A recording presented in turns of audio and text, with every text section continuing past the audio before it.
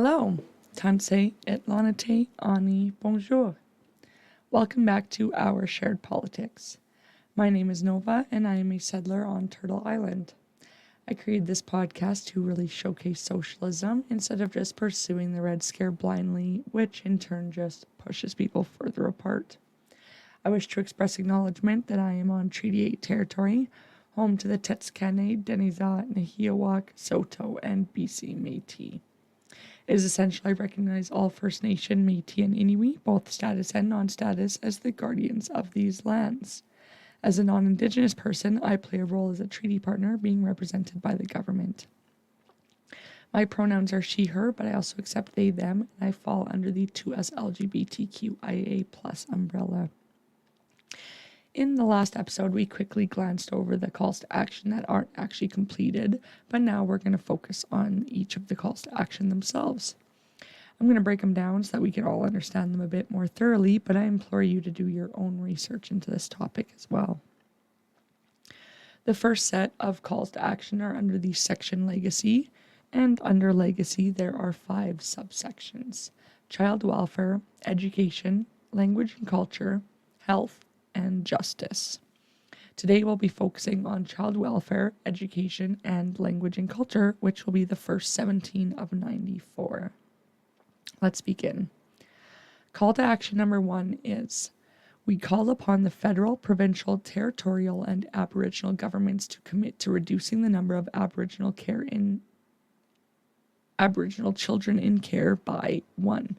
Monitoring and assessing neglect investigations, 2. Providing adequate resources to enable Aboriginal communities and child welfare organizations to keep Aboriginal families together where it is safe to do so, and to keep children in culturally appropriate environments regardless of where they reside.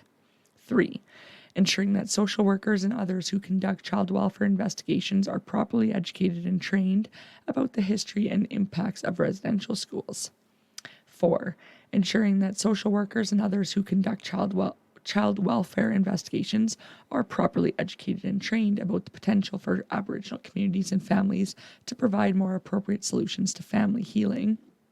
And 5. Requiring that all child welfare decision makers consider the impact of the residential school experience on children and their caregivers.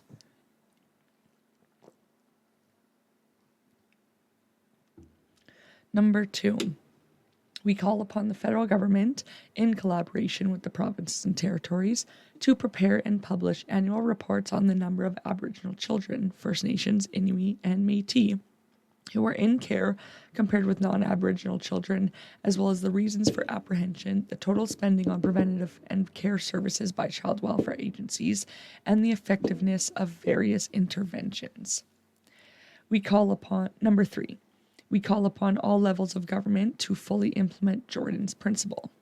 We're going to break this one down because I'm not 100% sure what Jordan's principle is. According to the Government of Canada website, Jordan's principle makes sure all First Nations children living in Canada can access the products, services, and supports they need when they need them.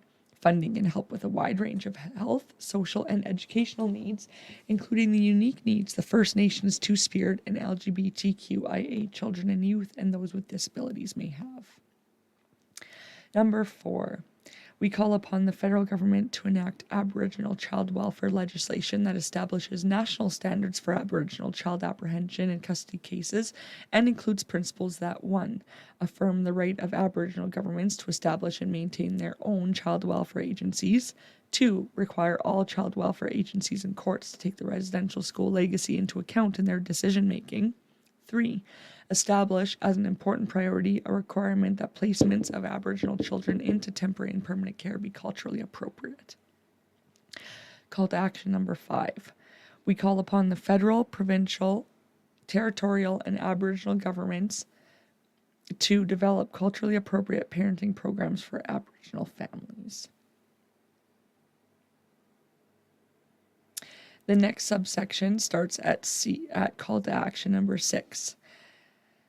Which is, what was the next subsection? Why didn't I write that down?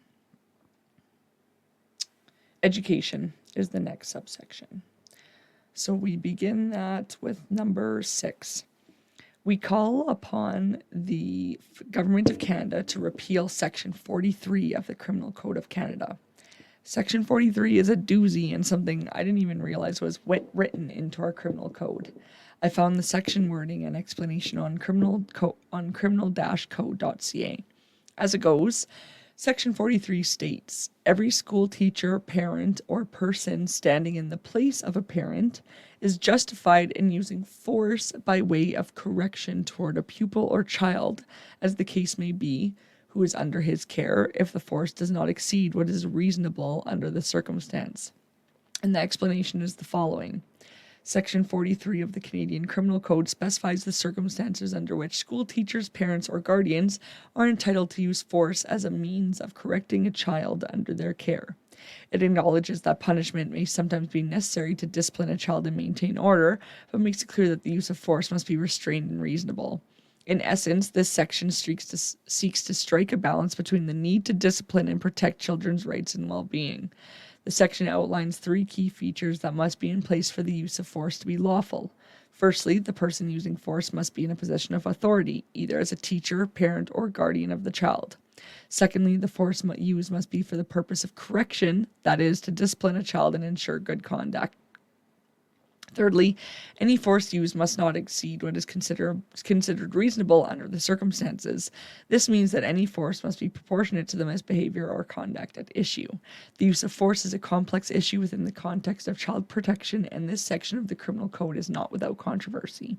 While some argue that the use of force is important for maintaining order and deter certain behavior, others argue that physical punishment can be harmful and can escalate to abuse in some cases.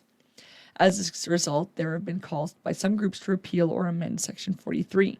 However, it is clear that the use of force in the context of child correction must be reasoned and measured. While the section may offer a legal defense to persons who use reasonable efforts to correct a child under their care, it's important that all parties involved prioritize the safety and well-being of the child. Ultimately, the section of the Criminal Code exists to provide guidance to authorities and parents/guardians to exercise their authority in a reasonable manner while safeguarding the rights of children. As of July 2024, it has still not been repealed. I don't think it should have been necessarily repealed outright, but it definitely, what the hell, why are we still allowing teachers to think that they can discipline a child? And maybe we gotta, at the very least, we have to amend some of the parts of it. At the very least, it's got to be amended.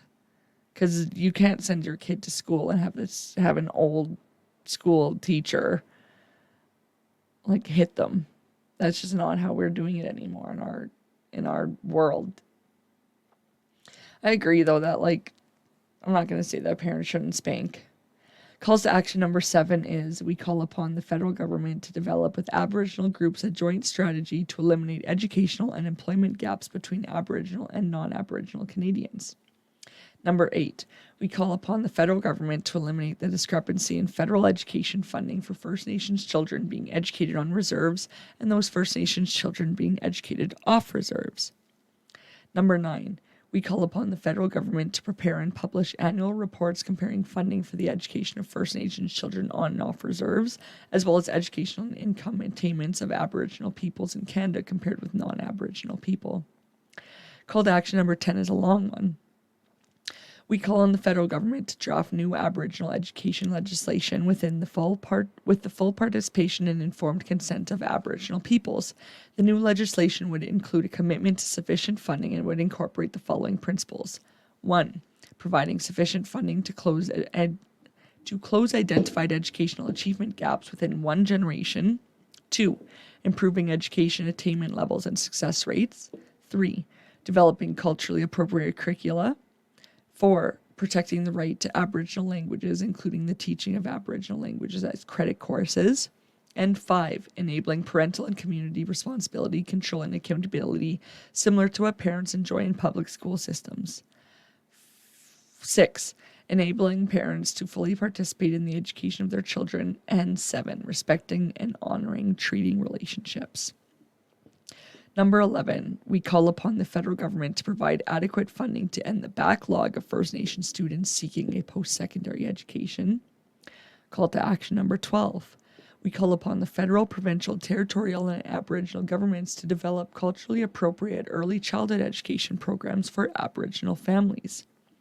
Now we're going to move on to the last subsection we'll focus on today, language and culture, which starts at call to action number 13. We call upon the federal government to acknowledge that Aboriginal rights include Aboriginal language rights, which that one is completed. That's an agreed upon completed one. Or no, sorry, that one was one of the ones that wasn't agreed to.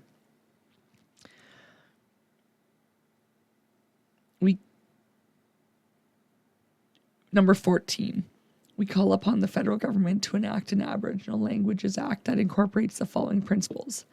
1. Aboriginal languages are a fundamental and valued element of Canadian culture and society, and there is an urgency to preserve them. 2. Aboriginal language rights are reinforced by the treaties. 3.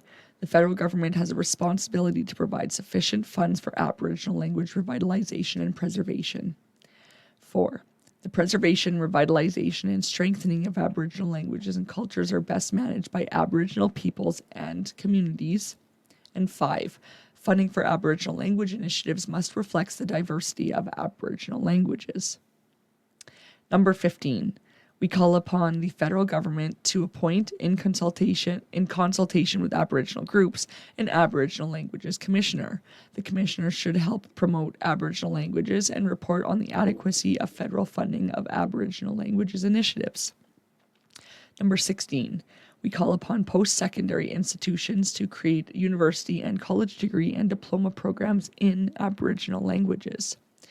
And the final call to action under language and culture, and the final call to action we'll go over today, is number 17.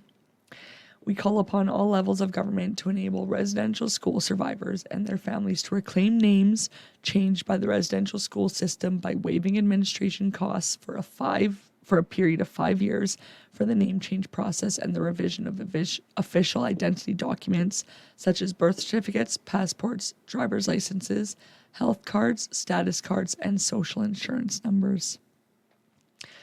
Okay, so we're going to stop there for today, and next episode I will begin at call to action 18, the beginning of subsection health.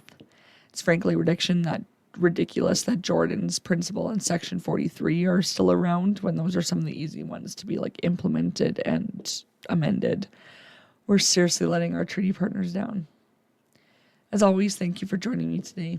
I drop a new episode every Monday morning at midnight, so check back in next week to see what I'll be sharing with you then. So-called Canada is in a fentanyl and mental health crisis right now. Please consider picking up a free naloxone kit at your local pharmacy and do not use alone. For any Indigenous listeners out there, the Hope for Wellness helpline offers immediate culturally aware and trauma-informed help to all Indigenous people across Canada. It is available 24 hours a day, 7 days a week in English and French to offer immediate support and crisis intervention. While there are supports in Cree, Ojibwe, and Inuktitut, those are not available 24/7, so you may need to call in to find out the next time that a language speaker will be available. Call the toll-free helpline at 1-855-242-3310 or connect to the online chat at www.hopeforwellness.ca. And there is also the Thunderbird Wellness app that provides access to Indigenous perspectives on health and wellness, including substance abuse and mental health.